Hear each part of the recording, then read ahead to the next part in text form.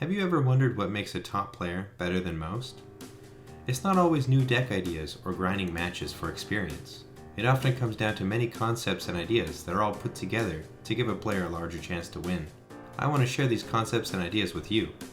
Some are simple to implement, and some are much more complex and secretive. Every short video I put in this playlist will inform you and show you how you can even the playing field between you and the top players. In this video, we'll be discussing tips for tournaments.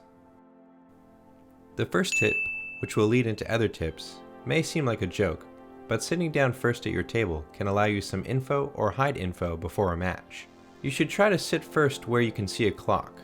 If you have a watch, it won't matter, but time rules are important and can make or break your top cut run in a tournament. So being able to easily see the clock and how much time is left can lead you to make better choices based on the time left in the match. Now that you are sitting down, the second tip is about setting up. Many tournaments I've seen this happen. Players sit down and open their deck box, and reveal what type of deck they are playing or what they side deck because their cards are showing when they open their box. You should make sure to not show any cards when opening your deck box or setting up. This can cause a huge advantage for the other player. Be mindful when putting your cards away, and remember you have to take them out in front of your opponent. That is, unless you shut up first and set up before they arrive. The next two tips are for gameplay. The first one will be about fanning your cards. You may like the feeling, it might be something you just do while playing because it relaxes you, much like hand shuffling, or you might think it looks cool, but make no mistake, this is a bad habit. While fanning your cards, you are reminding your opponent what cards you've played, how many, and also if you have any graveyard effects.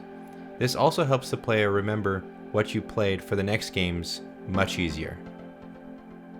The next gameplay tip is when your opponent says they have game, you should make them do the combo or show you how before you pick up your cards for the next game.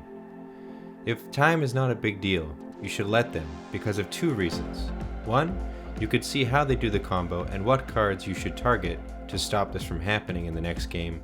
And two, your opponent may mess up the combo and give you an opportunity to get back in the game. Far too often, players assume the other player is correct and assume the other player will not mess up their combos or the math. Now for some after-game tips. The next tip is about scouting. This is actually an important thing in large tournaments. Everyone playing around you is going to be around you as you climb tables or fall tables, so checking out other players around you after your match is crucial to gain advantage of information. What decks do they play?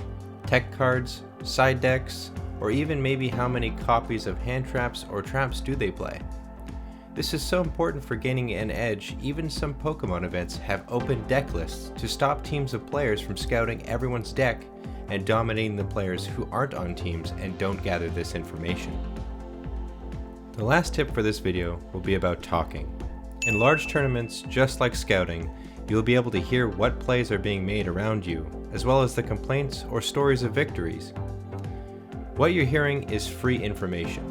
How many times have you sat down and chatted about your last match to your opponent? Did you let slip how you won, or what your opponent played?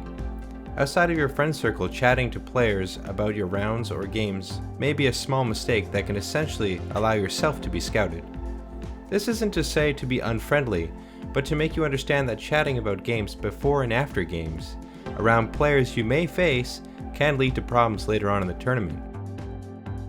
That's all for this video. I hope I've given you some decent tips for you to take to your next regionals or larger events. Thanks for watching, and I'll see you in the next one.